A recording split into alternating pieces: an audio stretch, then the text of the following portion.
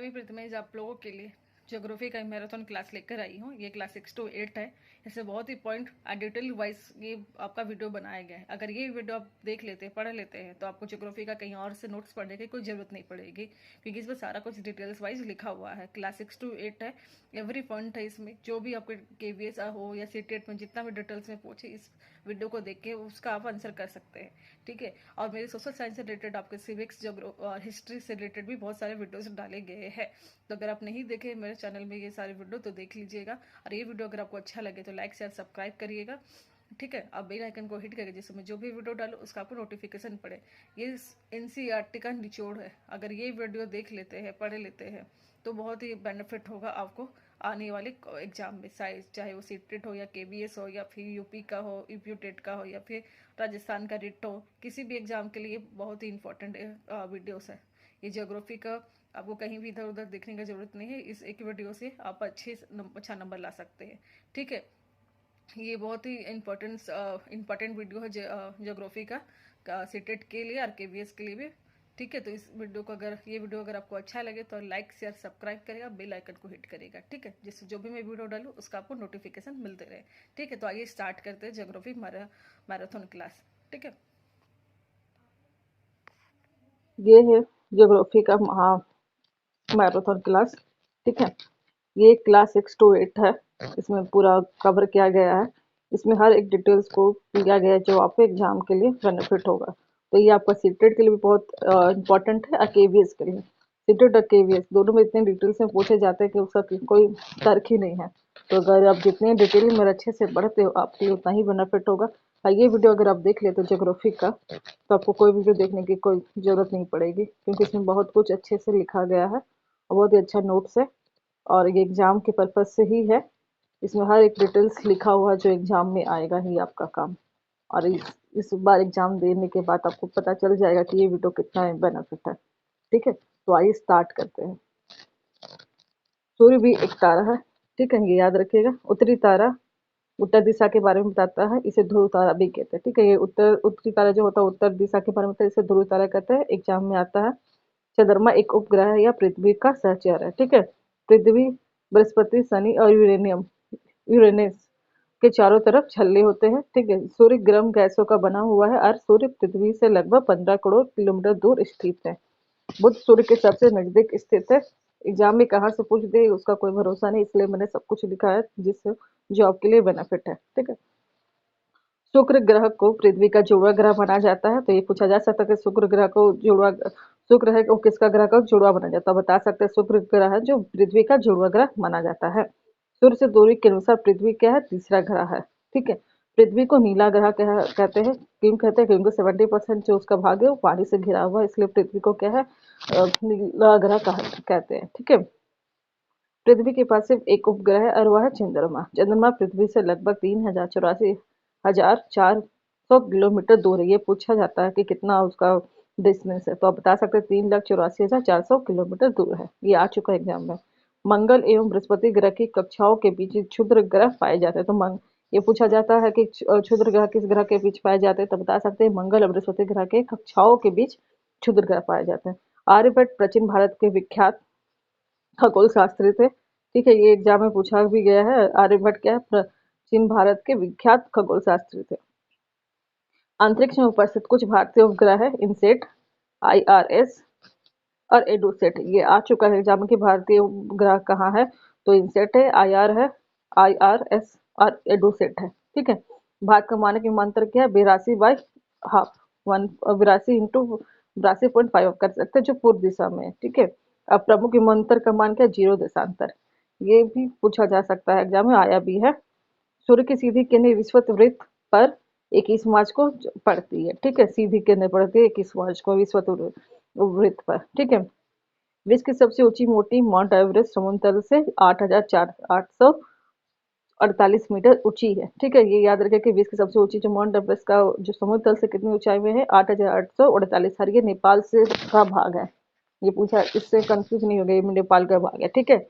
Ural पर्वत क्या है, एशिया में पाया जाता है। यूराल पर्वत कहाँ पाया जाता है, तो एशिया में। यूरोप और एशिया के संयुक्त वो भाग को यूरेशिया कहते हैं। तो यूरोप और इस भाग को, एशिया के संयुक्त भाग को क्या कहते हैं, यूरेशिया।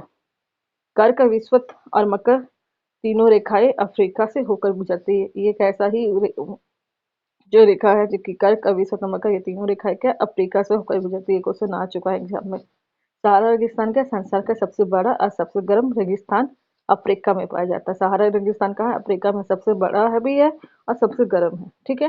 विश्व की सबसे लंबी नदी, विश्व की सबसे लंबी नील नदी कहाँ है? अफ्रीका में पाया। तो विश्व की सबसे लंबी जो नील नदी है वो कहाँ पाया जाता है? अफ्रीका में पाया। सहारा रेगिस्तान भी कहाँ पाया जाता है? अफ्रीका में। उत्तरी अमेरिका और दक्षिणी अमेरिका एक संकरी स्थल से जुड़ा होने के कारण इसे पनामा जल संधि कहते हैं। ये भी पूछा जा सकता है कि पनामा जल संधि से क्यों कहा जाता है? तो उत्तरी अमेरिका और दक्षिणी अमेरिका जो है एक संकरी स्थल से जुड़े होने के कारण इसे पनामा जल संधि कहते हैं।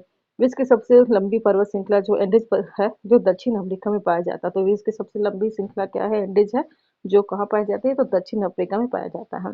भारत के शोध संस्थान जैसे मैत्री या दक्षिण गंगोत्री अल्टार्कटिक महाद्वीप में पाया जाता है। ये क्वेश्चन आ चुका है कि भारत के शोध संस्थान मैत्री या दक्षिण गंगोत्री कहाँ? तो आप बता सकते हैं अटार्कटिक महासागर में, महाद्वीप में पाया जाता है। बचेंद्री पाल जो भारत की पहली महिला थी जिसने 23 मई 1984 को एवरेस्ट पर अपना कदम रखा था। ठीक है, ये याद रखिएगा। विश्व का सबसे बड़ा प्रशांत महासागर, विश्व में सबसे बड़ा क्या है? प्रशांत महासागर है। बोरियन गत जो है प्रशांत महासागर में पाया जाता है। ये भी आता है कि मोरियाना गत कहाँ पाया जाता है? तो प्रशांत महासागर में पाया जाता है। ठीक है। हिंद महासागर नाम है जो भारत देश के नाम पर रखा गया है। एक पहला महासागर है जो हिंद महासागर, जो भारत देश के नाम पर रखा गया है। उत्तरी ध्रुव जो है आर्कटिक महासागर में स्थित है। तो उत्तरी ध्रुव कहाँ है? ये पूछा जा सकता है एग्जाम में। तो आर्कटिक महासागर में स्थित है। फिर वायुमंडल की ऊंचाई लगभग क्या है? 1600 किलोमीटर। ठीक है। अल्पास पर्वत जो है यूरोप में है और वलित पर्वत के उदाहरण, तो ये पूछा जाता है कि वलित पर्वत के उदाहरण, तो आप बता सकते हैं अल्पास पर्वत है और ये कहाँ है? यूरोप में है। एशिया का हिमालय पर्वत वलित पर्वत का उदाहरण, तो एशिया का जो हिमालय पर्वत वो भी किसका उदाहरण है? वलित पर्वत का। दक्षिण अमेरिका का एंडीज पर्वत वलित पर्वत का उदाहरण पाया जाता है। ठीक है। तो दक्षिण अमेरिका का जो एंडीज पर्वत है वो भी वलित पर्वत का उदाहरण है। ठीक है। फिर उत्तरी अमेरिका अल्पेशियन वलित पर्वत है। तो उत्तरी अमेरिका का जो अल्पेशियन है वो भी वलित पर्वत है। ये पूछा जाता है एग्जाम में, वलित पर्वत के कौन कौन से हैं। रूस का यूराल पर्वत भी क्या है? वलित पर्वत के उदाहरण है। यूरोप की राइन घाटी और वासेज पर्वत ब्रतोस पर्वत के उदाहरण है। तो ये भी पूछा जाता है कि यूरोप की राइन घाटी और वासेज पर्वत किसके उदाहरण? तो आप बता सकते हैं ब्रोसोट के उदाहरण है। ठीक है, पर्वत के उदाहरण है। अफ्रीका का माउंट किलिमंजारो भतोस्त पर्वत का उदाहरण है। ठीक है, ये भी याद रखिएगा। अब जापान का फ्यूजामा ज्वालामुखी भतोस्त पर्वत के उदाहरण है। ठीक है। भारत में दक्कन पर्वत ढक्कन सॉरी भारत में ढक्कन पठार विश्व के प्राचीन पठारों में से एक है। ठीक है। केन्या, तंजानिया पूर्वी अफ्रीकी पठार है। युगांडा, ऑस्ट्रेलिया पश्चिमी पुराने पठार का उदाहरण है। तिब्बत का पठार संसार का सर्वाधिक ऊंचा पठार है। ठीक है। सोना और हीरे के लिए खनन के लिए अफ्रीका का पठार प्रसिद्ध। सोना और हीरो के खनन के लिए किसका पठार प्रसिद्ध है? तो अफ्रीका का। भारत में लोहा और कोयला तथा मैग्नीज के बड़े भंडार छोटा नागपुर पठार में जो झारखंड में पाया जाता है। छोटा नागपुर पठार है लोहा कोयला मैग्नीज का जो झारखंड में पाया जाता है। एक तो छोटा नागपुर पठार में हो आएगा और उसके साथ झारखंड में पाया जाता है। छोटा नागपुर पठार का तो झारखंड में है। भारत में छोटा नागपुर पठार पर स्वर्ण रेखा नदी पर बना हुंडरू जलप्रपात है। ठीक है। तो छोटा नागपुर पठार पर जो स्वर्ण रेखा नदी का पर बना क्या है? हुंडरू जलप्रपात है। कर्नाटक में जोग जलप्रपात छोटा नागपुर पठार के उदाहरण है। ठीक है। पाक जल संधि श्रीलंका को भारत से अलग करती है। तो ये पूछा जाता है कि पाक जल संधि किसे अलग करती है? तो श्रीलंका को भारत से अलग करती है। क्षेत्रफल की दृष्टि से राजस्थान भारत का सबसे बड़ा तथा गोवा सबसे छोटा राज्य है। तो क्षेत्रफल की दृष्टि से राजस्थान क्या है? भारत का सबसे बड़ा है और गोवा सबसे छोटा राज्य है। पश्चिम दिशा में अरब सागर में नर्मदा नदी या तापी नदी गिरती है। तो ये पूछा जाता है एग्जाम में कि पश्चिम दिशा में अरब सागर में कौन सी नदी का पानी गिरता है? तो नर्मदा नदी या तापी नदी गिरती है। ठीक है। और पूर्व दिशा में गोदावरी, कृष्णा, महानदी, कावेरी बंगाल की खाड़ी में कौन सी नदी का पानी गिरता है? तो बता सकते हैं पूर्वी दिशा में जो होता है बंगाल की खाड़ी, उसमें गोदावरी, कृष्णा, महानदी और कावेरी 4 नदी। और अरब सागर में आपका 3 नदी, नर्मदा, तापी और सॉरी अरब सागर में 2 नदी, पश्चिम दिशा में नर्मदा नदी और तापी नदी। ठीक है। और बंगाल की खाड़ी में 4 नदी। कर्क रेखा है 23 उत्तर भारत के लगभग 20 से होकर गुजरती है। ठीक है। भारत के लगभग 20 से होकर गुजरती कौन सी रेखा? तो कर्क रेखा। मानसून लौटने के समय में भारत के दक्षिणी भागों विशेषकर तमिलनाडु बहुत वर्षा होती है। ठीक है। संसार में सबसे अधिक वर्षा वाला क्षेत्र मेघालय में स्थित मौसिन राम है। ठीक है, संसार में सबसे अधिक वर्षा वाला देश क्षेत्र कहाँ है? मेघालय में स्थित जो मौसिन राम है। ठीक है, उष्णकटिबंधीय वर्षा वन को सदाबहार वन कहते हैं। ठीक है, प्रमुख वृक्ष महोगनी तथा इम्बोनी और रोजवुड है। तो ये आ जाता है एग्जाम में। तो आप बता सकते हैं उष्णकटिबंधीय वर्षा वन के सदाबहार वन भी कहते हैं। और प्रमुख वृक्ष क्या हो गए? महोगनी, इम्बोनी और रोजवुड है। ठीक है, फिर उष्णकटिबंधीय पतझड़ वनों में पाए जाने वाले महत्वपूर्ण पेड़ है जैसे सौगान है, साल, नीम, पीपल एवं शीशम है। और ये उत्तर प्रदेश, मध्य प्रदेश, झारखंड, बिहार, उड़ीसा, छत्तीसगढ़ और महाराष्ट्र में भी पाया जाता है। ठीक है, कंडीली झाड़ियों के महत्वपूर्ण वृक्ष कीकर, कैक्टस, बबूल, खैर आदि है। ये वनस्पतियां पंजाब, हरियाणा, राजस्थान तथा गुजरात में पाई जाती हैं। फिर शंकुधारी वृक्ष के महत्वपूर्ण वृक्ष है पाइन, चीड़ तथा देवदार। फिर मैग्रोव वन है जो खारे पानी में पाया जाता है। ये वन पश्चिम बंगाल के सुंदरवन तथा अंडमान एवं निकोबार के द्वीप समूह में पाए जाते हैं। ठीक है, ये बहुत इंपॉर्टेंट क्वेश्चन है। ये से एग्जाम में हर बार पूछा जाता है। चार ऑप्शन दे देगा कि मैग्रोव वन, फिर आपका देवदार चीड़ क्या हाँ पाया जाता है, फिर कीर, कैक्टस, या फिर आपका रोजवुड हो गया, साल साल साल सौल, सौगान, नीम, ये पीपल, रोजवुड, एम्बोनी, ये सब का ऑप्शन दे देगा और मिलान करने के लिए बोलेगा। तो ये अच्छे से पढ़िएगा। गुजरात का गिर वन एशियाई शेरों का मुख्य निवास स्थान। ये पिछले साल के एवीएस में पूछा गया है कि गुजरात का गिर वन एशियाई शेरों का मुख्य निवास है। तो इसमें स्टेट पूछता है तो गुजरात का है। ठीक है, हाथी तथा एक सींग वाले गैंडे असम के जंगलों में पाए जाते हैं। तो हाथी एक सींग वाले गैंडे कहाँ पाए जाते हैं? असम में पाए जाते हैं। महाद्वीपीय समहति में एल्युमिनियम और सिलिका जैसे खनिज पाए जाते हैं, इसलिए इसे सीएल कहा जाता है, यानी कि सीएल भी कहा जाता है, यानी कि सिलिका एंड एल्युमिनियम। महासागर की प्रॉपर्टी मुख्यतः सिलिका एवं मैग्नीशियम की बनी है। तो महासागर की जो प्रॉपर्टी कहाँ से बनी है? सिलिका एवं मैग्नीशियम, इसलिए इसे सी में कहा जाता है। सी मतलब सिलिका, मै मतलब मैग्नीशियम। बहिर्भेदी अग्नीय सेल के उदाहरण है बेसाल्ट, ये दक्कन पठार बेसाल्ट सेलों से ही बना। ये सारा क्वेश्चन पूछा जाता है कि अग्नीय सेल के क्या उदाहरण, तो बेसाल्ट कह सकता है। कहाँ पाया जाता है? तो दक्कन पठार में बेसाल्ट पत्थरों से, बेसाल्ट सेलों से ही बना है। ठीक है, फिर अंतर्वेदी अग्नि सेल के उदाहरण है ग्रेनाइट। अंतर्वेदी से अग्नि सेल के उदाहरण तो ग्रेनाइट। जो सादी सेल के उदाहरण बलुआ पत्थर, रेत के दानों से बनता है और ये जीवाश्म भी हो सकते हैं। ठीक है, फिर कायंत सेल के उदाहरण चिकनी मिट्टी, स्लेट में और चूना पत्थर। ये भी आपको ऑप्शन 4 दे देगा मिलान करने के लिए कहा है, इसलिए अच्छे से ध्यान से पढ़िएगा। क्षोभमंडल यह परत वायुमंडल की सबसे महत्वपूर्ण परत है। इसकी औसत ऊंचाई 13 किलोमीटर। मौसम से संबंधित सभी घटनाएं लगभग इसी परत में होती है। ये क्षोभमंडल से तो इससे तो हर साल एक क्वेश्चन तो आता ही है। फिर समताप मंडल जो हवाई जहाज उड़ाने के लिए आदर्श परिस्थिति होती है, एक पूछा जा चुका है क्वेश्चन। फिर ओजोन गैस इसी परत में पाई जाती है, यह लगभग 50 किलोमीटर की ऊंचाई में है। मध्य मंडल यह लगभग 80 किलोमीटर ऊंचाई तक फैली है और अंतरिक्ष से प्रवेश करने वाले उल्कापिंड इस परत में आने पर जल जाती है। पूछा जा चुका है क्वेश्चन का, अंतरिक्ष से प्रवेश करने वाले उल्कापिंड इस परत में आने पर जल जाते हैं। किस मंडल में पाए जाते हैं? तो बता सकते हैं मध्य मंडल में। बाह्य वायुमंडल या 80 से लगभग 4000 किलोमीटर तक फैला है और रेडियो संचार के लिए इस परत का उपयोग होता है। ये भी क्वेश्चन पूछा जाता है कि रेडियो संचार के लिए किस मंडल का प्रयोग होता है? तो बाह्य वायुमंडल। ठीक है, बहिर्मंडल वायुमंडल की सबसे ऊपरी परत के नाम से जाना जाता है। यह वायुमंडल की पहली परत होती है। हल्की गैस जैसे हीलियम और नाइट्रोजन यही अंतरिक्ष में तैरती रहती है।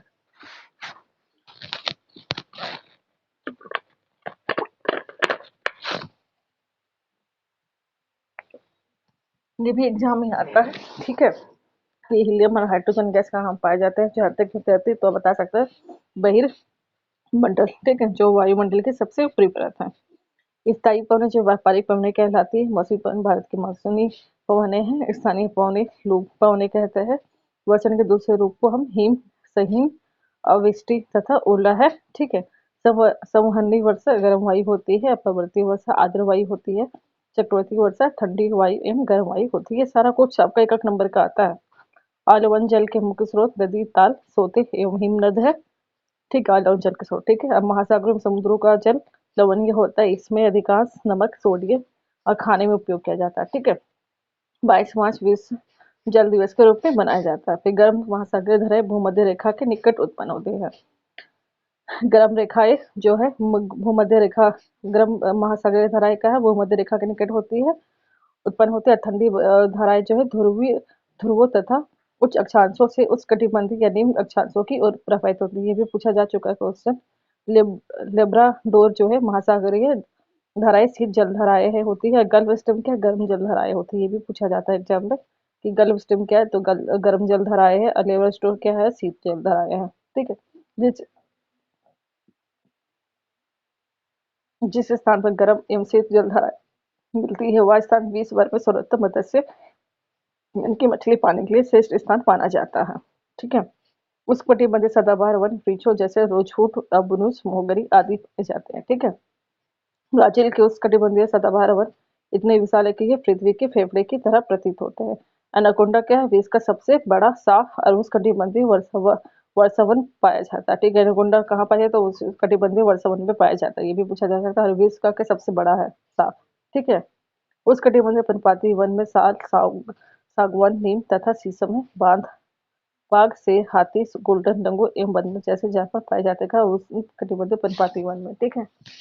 फिर शीतोष्ण सदाबहार वन में बाज, चीड़ एवं यूकेलिप्टस जैसे पेड़ पाए जाते हैं। ठीक है। शीतोष्ण पर्णपाती वन में बांज, बीज जैसे जैसे पेड़ पाए जाते हैं। हिरन, लोमड़ी या भेड़िया यहाँ के आम जानवर क्या है, शीतोष्ण पाती वन के। ठीक है। भूमध्य सागरीय प्रदेश को विश्व का फलोद्यान भी कहा जाता है। तो ये पूछा जाता है एग्जाम में, विश्व का फलोद्यान कहाँ है, तो आप बता सकते हो भूमध्य सागरीय प्रदेश। शंकुधारी वन, चीड़, देवदार आदि इन वनों के मुख्य पेड़ है। ध्रुवीय भालू शंकुधारी वन पाए जाते हैं।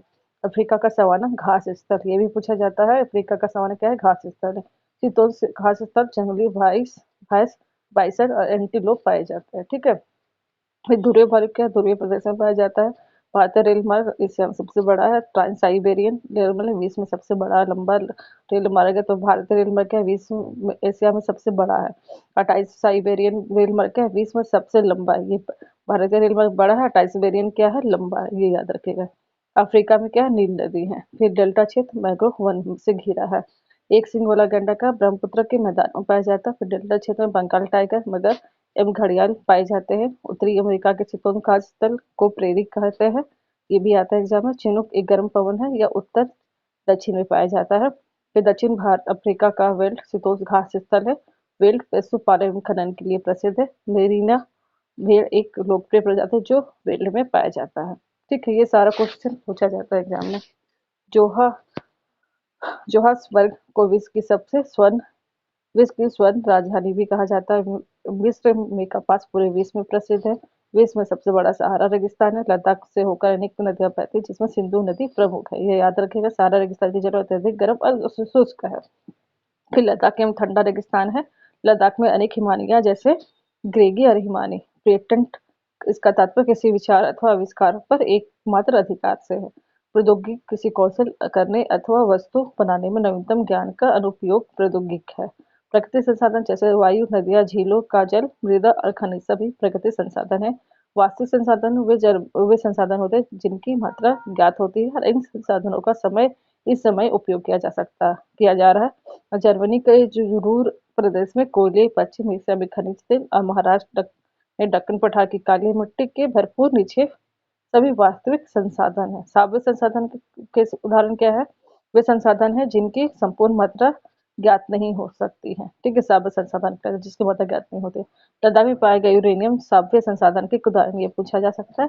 लद्दाख में पाए गए यूरेनियम क्या सावयव संसाधन के उदाहरण है। फिर नीदरलैंड के पवन फार्मा में पवन चक्की के प्रयोग से ऊर्जा उत्पन्न की जाती है। इस प्रकार के फार्म भारत में भी है, जैसे कि तमिलनाडु के नागरकोइल और गुजरात के तट पर देखे जा सकते हैं। फिर उत्पत्ति के आधार पर संसाधनों को अजैव अजैव संसाधनों में बांटा गया है।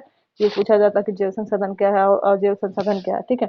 तो अजैव संसाधन निर्जीव वस्तुएं होती हैं, मृदा, चट्टानें और खनिज अजैव संसाधन है। जैव संसाधन सजीव होते हैं, पौधे और जीव जंतु जैव संसाधन है। ठीक है। नवीकरणीय संसाधन पूछा जाता है जैसे जल, मृदा और पवन ऊर्जा है। वन, सौर और पवन ऊर्जा ये असीमित होते हैं। ठीक है। अनवीकरणीय संसाधन के उदाहरण क्या है, वे सीमित होती है। कोयला, पेट्रोलियम, प्राकृतिक गैस कुछ इसके उदाहरण हैं। तो अनवीकरणीय संसाधन के उदाहरण कोयला, पेट्रोलियम, प्रकृति। नवीनीकरण के संसाधन है जल, मृदा और पवन ऊर्जा। ठीक है। स्थानिक संसाधन वे संसाधन तांबा और लोहा अयस्क है। ये याद रखें, ये कुछ निश्चित स्थानों पर ही पाए जाते हैं। स्थानिक संसाधन का उदाहरण क्या है, तांबा और लोहा अयस्क। फिर वायु जिसमें हम सांस लेते हैं सर्वव्यापक संसाधन कहलाते हैं। प्रौद्योगिकी की भी एक मानव निर्मित संसाधन है। कोयला, पेट्रोल, प्राकृतिक गैस के अनवीकरणीय संसाधन है। कोयला, पेट्रोलियम, प्राकृतिक गैस के अनवीकरणीय संसाधन के उदाहरण है। पतंजलिया जो अफ्रीका का एक छोटा गांव है। सामुदायिक भूमि को साझा संपत्ति संसाधन भी कहते हैं। पृथ्वी के पृष्ठ पर दानेदार कणों के आवरण की पतली परत को मृदा कहलाती है। बल्ब जो पौधे के बीच अनवरत भूमि जैव पदार्थ जैसे पवन से ठीक ढक दी जाती है पवन से, इसे इससे मृदा की आर्द्रता रुकी रहती है। ठीक है। वेदिका फार्म ये तीर ढालों पर बनाए जाते हैं ताकि सपाट सतह फसल उगाने के लिए उपलब्ध हो जाए। तो वेदिका फार्म ये कहाँ उगाया जाता है? तो तीर ढालों पर। ये आ जाता है क्वेश्चन। ये समोच्च रेखीय जुताई एक पहाड़ी ढाल पर एक प्रकृति अवरोध का निर्माण करती है। फिर रक्षक श्रृंखला ये तटीय प्रदेशों और शुष्क प्रदेशों में पवन गति रोकने के लिए वृक्ष कतारों में लगाए जाते हैं ताकि मृदा आवरण में को बचाया जा सके। फिर समुच्चय रेखाएं रोधिकाएं जो बनाने के लिए है पत्थरों घास मृदा का उपयोग किया जाता है।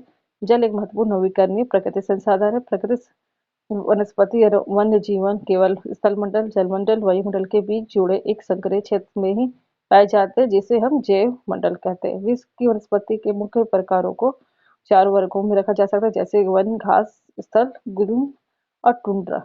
शीत ध्रुवीय प्रदेशों की टुंड्रा वनस्पति में मॉस एवं लाइकेन सम्मिलित है। सदाहरित वनों के वृक्ष वर्षों के वर्ष के किसी भी ऋतु में अपनी पत्तियां एक साथ नहीं गिराते। सहादित वन। ठीक है। पर्णपाती वन जिनके वृक्ष वर्षा उत्सर्जन से होने वाली हानि को रोकने के लिए किसी विशेष ऋतु में अपनी पत्तियां गिरा देती हैं। भारत में शेरों चीतों हिरणों और भारतीय सारंग और मोर के मारने पर प्रतिबंध लगाया गया है। प्राकृतिक रूप से प्राप्त होने वाला पदार्थ जिसका निश्चित रासायनिक संगठक हो वो एक खनिज होता है। एक खनिज ऐसे क्षेत्रों में पाए जाते हैं जो आसानी से अभी गम्य नहीं है जैसे आर्कटिक महासागर संस्तर और आर्कटिक का। ठीक है। लो एक्स बॉक्साइट मैग्नीज एक्स इसके धात्विक खनिज को उदाहरण। तो लो एक्स बॉक्साइट और मैग्नीज एक्स किसके उदाहरण? तो धात्विक खनिज का। ठीक है। ये याद रखिएगा। फिर लो खनिज जैसे लो एस मैग्नीज और क्रोमाइट में लोहा होता है। ठीक है। अलोह खनिज से के सोना चांदी तांबा और सीसा अलोह खनिज के उदाहरण है। अधात्विक खनिज अग्नि और कांस्य शैलों में पाया जाता है। ये भी याद रखेगा। ये भी क्वेश्चन में पूछा जाता है। प्राचीन भारत के पास विशाल लोह अयस्क निक्षेप है। यूरोप और भारत में लोह अयस्क का अग्रणी उत्पादक है। ब्राजील विश्व में उच्च कोटि के लोह अयस्क का सबसे बड़ा उत्पादक है। याद रखिएगा। ब्राजील का विश्व उच्च कोटि के लोह अयस्क का सबसे बड़ा उत्पादक है। फिर अफ्रीका खनिज संसाधनों में धनी है और यह हीरा सोना प्लेटिनम का विश्व में सबसे बड़ा उत्पादक है। ठीक है। फिर ऑस्ट्रेलिया विश्व में बक्साइट का सबसे बड़ा उत्पादक है। लोहा में भारत में उच्च कोटि के लोह अयस्क निक्षेप है या खनिज मुख्यतः झारखंड उड़ीसा छत्तीसगढ़ मध्य प्रदेश गोवा महाराष्ट्र और कर्नाटक में पाया जाता है। बक्साइट जो इसके प्रमुख उत्पादक क्षेत्र है झारखंड उड़ीसा छत्तीसगढ़ मध्य प्रदेश गुजरात महाराष्ट्र और तमिलनाडु। अभ्रक है जो मुख्यतः झारखंड बिहार आंध्र प्रदेश और राजस्थान में पाए जाते हैं। भारत विश्व में अभ्रक निक्षेप का सबसे बड़ा उत्पादक और निर्यातक है। ठीक है। तांबा एक यह मुख्यतः राजस्थान मध्य प्रदेश झारखंड कर्नाटक आंध्र प्रदेश में उत्पादित होता है। फिर मैग्नीज जो भारत के मैग्नीज निक्षेप महाराष्ट्र मध्य प्रदेश और छत्तीसगढ़ उड़ीसा कर्नाटक और आंध्र प्रदेश में स्थित है। ये सोना क्या है? भारत में कर्नाटक में फ्लोरा में सोने की निक्षेप है। ये सोने के विश्व के गहरी खानों में से एक है जो एक अयस्क के खनन को बहुत खर्चीली प्रक्रिया बनाती है। चूना पत्थर का उत्पादन कौन है? बिहार झारखंड उड़ीसा मध्य प्रदेश छत्तीसगढ़ राजस्थान गुजरात और तमिलनाडु है। नमक क्या है? एक समुद्र झील और सैलों से प्राप्त किया जाता है। भारत नमक का अग्रणी उत्पादक और निर्यातक है। फिर खनिज क्या है? खनिज अनवीकरणीय संसाधन है। ईंधन और जीवाश्मी जो ईंधन है परंपरागत ऊर्जा के दो मुख्य स्रोत। ये भी पूछा जाता है एग्जाम जीवाश्मी ईंधन के क्या है? तो ये परंपरागत ऊर्जा के उदाहरण है। कोयला पेट्रोलियम और प्राकृतिक गैस परंपरागत ऊर्जा के जीवाश्म ईंधन के मुख्य स्रोत है। ठीक है। विश्व में अग्रणी कोयला उत्पादक देशों में चीन संयुक्त राज्य अमेरिका जर्मनी रूस दक्षिण अफ्रीका फ्रांस है। भारत में कोयला उत्पादक क्षेत्र रानीगंज और पश्चिमी बंगाल में है तथा झरिया धनबाद और बोकारो झारखंड में है। फिर पेट्रोलियम और इससे बने उत्पादों को काला सोना कहा जाता है। पेट्रोलियम मुख्य उत्पादक देश ईरान इराक सऊदी अरब और कतर है। भारत में मुख्य उत्पादक क्षेत्र असम में टिकबोई बॉम्बे में बॉम्बे हाई तथा कृष्णा और गोदावरी नदियों के डेल्टा है। प्राकृतिक गैस क्या है? पेट्रोलियम निक्षेपों के साथ पाई जाती है। रूस नॉर्वे और यूके और नीदरलैंड प्राकृतिक गैस के प्रमुख उत्पादक है। फिर भारत में जैसलमेर कृष्णा गोदावरी डेल्टा त्रिपुरा और मुंबई के कुछ अपतटीय क्षेत्रों में प्राकृतिक गैस संसाधन है। विश्व की ऊर्जा का 1/4 हिस्सा क्या है? जल विद्युत से उत्पन्न होता है। अब विश्व में जल विद्युत के अग्रणी उत्पादक देश कौन है? पराग्वे नॉर्वे ब्राजील और चीन है। फिर भारत में कुछ महत्वपूर्ण जल विद्युत केंद्र है भाखड़ा नगर और गांधीनगर, गांधी सागर, नागार्जुन सागर और दामोदर नदी घाटी और उपजिल्लाएं। फिर गैर परंपरागत स्रोत जैसे सौर ऊर्जा, पवन ऊर्जा, ज्वारीय ऊर्जा जो कि नवीकरणीय है के उपयोग की हो सकता है। फिर सौर ऊर्जा का उपयोग का है सौर तापक, सौर कुकर, सोलर डायर और सामुदायिक के लिए और यातायात संकेतों से भी होता है। ठीक है। वन पर्व नीदरलैंड में, Germany, Denmark, UK, US, Spain में पाए जाते हैं और ये पवन ऊर्जा उत्पादन में उल्लेखनीय है।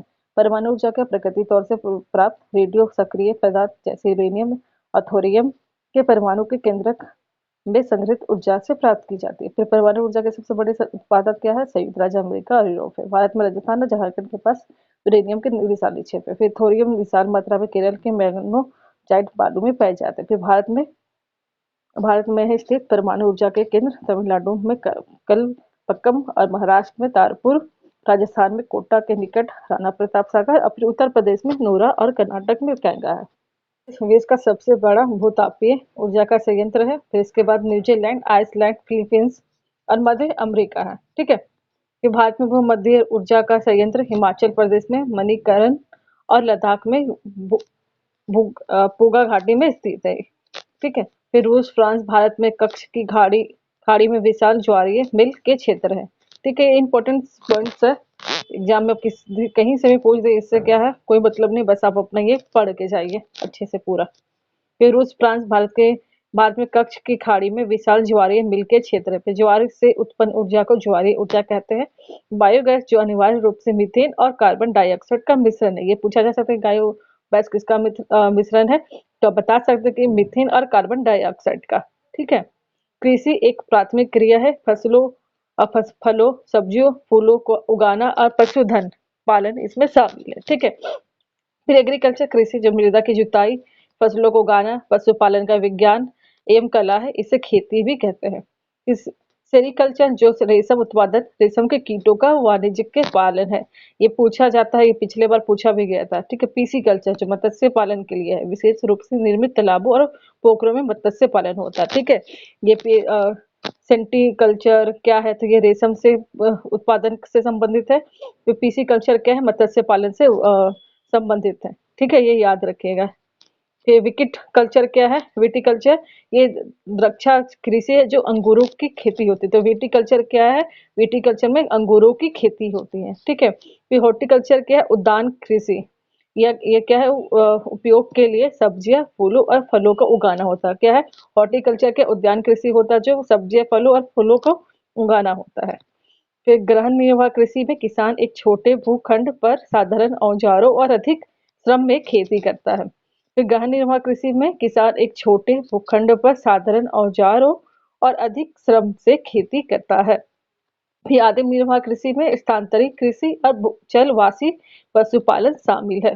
स्थानांतरित कृषि अमेजन बेसिन के सघन वन क्षेत्रों, उष्णकटिबंधीय अफ्रीका, फिर दक्षिण पूर्व एशिया और उत्तरी पूर्व भारत के भागों में प्रचलित है। ठीक है। फिर स्थानांतरित कृषि को कर्तन एवं दहन कृषि के रूप में भी जाना जाता है। ये भी पूछा जाता है कि स्थानांतरित कृषि को कर्तन और दहन कृषि के रूप में भी जाना जाता है। तो जलवासी पशुचरण राजस्थान, जम्मू कश्मीर में प्रचलित है जलवासी पशुचरण। ठीक है। कहाँ है ये, राजस्थान और जम्मू कश्मीर में है। ठीक है। फिर वाणिज्य कृषि में वाणिज्य अनाज, अनाज कृषि, मिश्रित कृषि और ओपन कृषि शामिल है वाणिज्य कृषि में। ठीक है। फिर उत्तर अमेरिका में, यूरोप, एशिया के शीतोष्ण घास के मैदान वाणिज्य अनाज और कृषि के प्रमुख क्षेत्र। फिर मिश्रित कृषि यूरोप, पूर्वी संयुक्त राज्य अमेरिका, फिर अर्जेंटीना, दक्षिण पूर्वी, फिर ऑस्ट्रेलिया, न्यूजीलैंड और दक्षिण अफ्रीका में प्रचलित है। यूरोपियन कृषि के मुख्य क्षेत्र क्या हुए, विश्व के उष्णकटिबंधीय प्रदेशों में पाए जाते हैं। ये मलेशिया में रबड़, ब्राजील में कहवा और भारत और श्रीलंका में चाय इसके कुछ उदाहरण है। फिर चीन चावल उत्पादन में अग्रणी है। इसके बाद भारत, जापान और श्रीलंका मिस्र है। चीन क्या, चावल उत्पादन में अग्रणी है। उसके बाद फिर भारत, जापान, श्रीलंका और मिस्र है।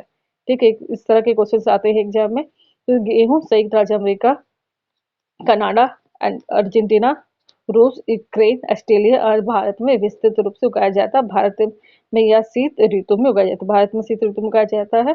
ठीक है। गेहूं पे ज्वार, बाजरा, रागी भारत में उगाए जाते हैं। नाइजीरिया, चीन और नाइजर इसके अन्य उत्पादक देश है। फिर मक्का हो गया, उत्तर अमेरिका, ब्राजील, चीन, रूस, कनाडा, अब भारत और मेक्सिको में उगाई जाती है। फिर चीन हो गया, संयुक्त राज्य अमेरिका, भारत, पाकिस्तान, ब्राजील, मिस्र कपास के अग्रणी उत्पादक है। यह सूती वस्त्र उद्योग के लिए एक महत्वपूर्ण कच्चा माल होते हैं। ठीक है, पटसन क्या है, ये पूछा जाता है एग्जाम में। पटसन क्या है, तो इसको सुनहरा रेशा के रूप में भी जाना जाता है। तो पटसन को हम लोग क्या जानते हैं, सुनहरा रेशा के रूप में जाना जाता है। और ये कहाँ पाया जाता है, भारत और बांग्लादेश पटसन के अग्रणी उत्पादक है। फिर ब्राजील जो कॉफी का अग्रणी उत्पादक है, इसके पश्चात कोलंबिया और भारत आते हैं। ठीक है, ब्राजील क्या कॉफी का अग्रणी उत्पादक है, उसके बाद कोलंबिया भारत आते हैं। ठीक है, बड़ी ज्योति वाणिज्य कृषि के लिए अधिक उपयुक्त होती है, जैसे संयुक्त राज्य अमेरिका, कनाडा और ऑस्ट्रेलिया में। फिर संयुक्त राज्य अमेरिका में किसान एक व्यवसायी की तरह काम करता है और न कि एक खेतिहर किसान की तरह। ठीक है, टोकरी बुनाई, मिट्टी के बर्तन और अन्य हस्त निर्मित वस्तुएं कुटीर उद्योग के उदाहरण है। ये भी पूछा जाता है, कुटीर उद्योग का क्या उदाहरण है, तो टोकरी बुनाई, मिट्टी के बर्तन और अन्य हस्त निर्मित वस्तुएं। ठीक है, फिर मारुति उद्योग लिमिटेड संयुक्त क्षेत्र के उद्योग का एक उदाहरण है। फिर आनंद मिल्क इंडियन मिल लिमिटेड एवं सुधा डेयरी सहकारी उपकरण का उदाहरण है। विश्व के प्रमुख औद्योगिक प्रदेश पूर्वोत्तर अमेरिका, पश्चिमी मध्य यूरोप, पूर्वी यूरोप और पूर्वी एशिया के है।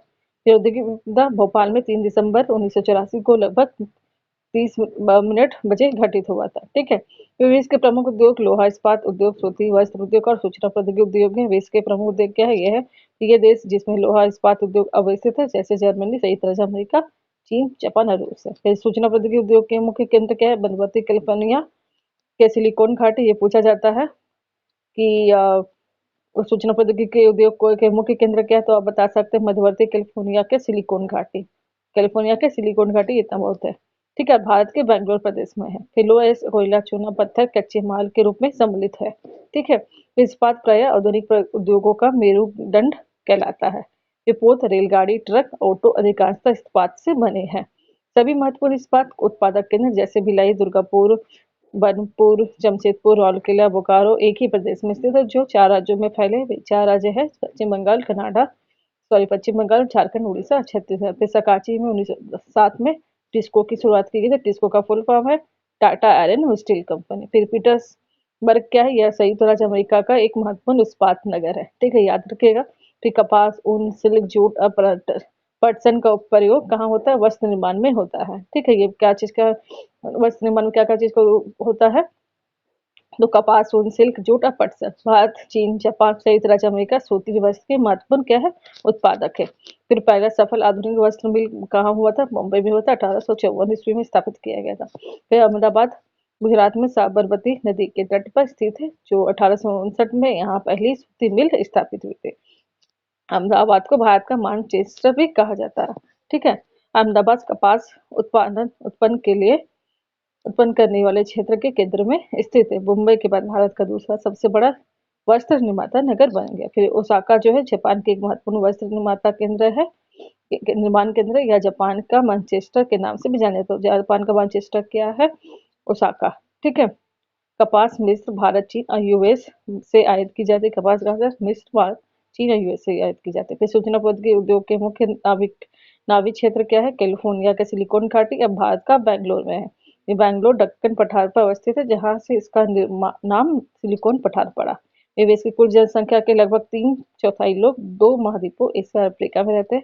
गंगा के मैदान विश्व के सबसे अधिक घने बसे क्षेत्र, जबकि एंडीज, अल्पास और हिमालय जैसे पर्वत विरल बसे हुए हैं। फिर मानव इतिहास की लंबी अवधि क्या है, सन 1800 तक विश्व की जनसंख्या धीरे धीरे बढ़ी। सन 1820 में विश्व की जनसंख्या क्या थी, 1 अरब हो गई थी। फिर 1970 में 70 के प्रारंभ में विश्व की जनसंख्या क्या थी, 3 अरब पहुंच गई। फिर 1999 में 30 वर्ष की अवधि में कम से कम जनसंख्या कितनी हो, दोगुनी से बढ़ी और वो 6 अरब हो गई।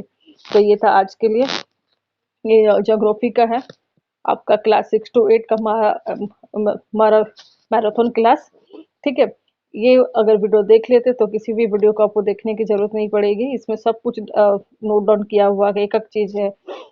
जो आपका केवीएस हो गया, सीटेट, जिसमें बहुत डिटेल्स में पूछता है, ये आप लोगों के लिए बहुत ही बेनिफिट है। तो ये वीडियो अगर आप देख लेते हैं तो आपको सीटेट स्कोर करने में बहुत ही मदद मिलेगा। इससे रिलेटेड मेरे और भी वीडियोस है मेरे चैनल में, आपका सोशल साइंस से रिलेटेड है, जैसे कि हिस्ट्री हो गया, सिविक्स हो गया, तो उन सब के भी है। आगे और भी वीडियो डालूंगी। ठीक है, तो ये आपका यहाँ पे ज्योग्राफी का क्लास 6 to 8 कंप्लीट होता है। इस वीडियो को 1-2 बार अच्छे से देखिएगा, ये एग्जाम में आपके लिए बहुत ही हेल्पफुल होगा। हर ज्योग्राफी से जैसे कि 60 नंबर का आपका सोशल साइंस होता है, तो सोशल साइंस में 60 नंबर तो 15 नंबर का पेडागोगी होते हैं, 15-15 नंबर का आपका 3 होता है, तो 15 नंबर इस वीडियो को देखकर आप कंफर्म कर सकते हैं। बाकी की वीडियो मेरे चैनल में है, जैसे कि सोशल साइंस से हिस्ट्री, ज्योग्राफी और सिविक्स का और सीडीपी, सब बहुत सारे वीडियोस हैं, तो वो एक बार देख लीजिएगा और आपको जो है सीटेट क्वालिफाई करने में मेरे वीडियोस है वो बहुत ही हेल्पफुल करेंगे। ठीक है, तो ये वीडियो अगर आपको अच्छा लगे तो इसको लाइक, शेयर और सब्सक्राइब करिएगा। बहुत ही मेहनत लगी इस वीडियो को बनाने में। ठीक है, तो सब्सक्राइब करेगा और बेल आइकन को हिट करेगा, जैसे मैं जो भी वीडियो डालूँ उसका आपको नोटिफिकेशन मिलता रहे। ठीक है, तो आज के लिए इतना ही। Thank you.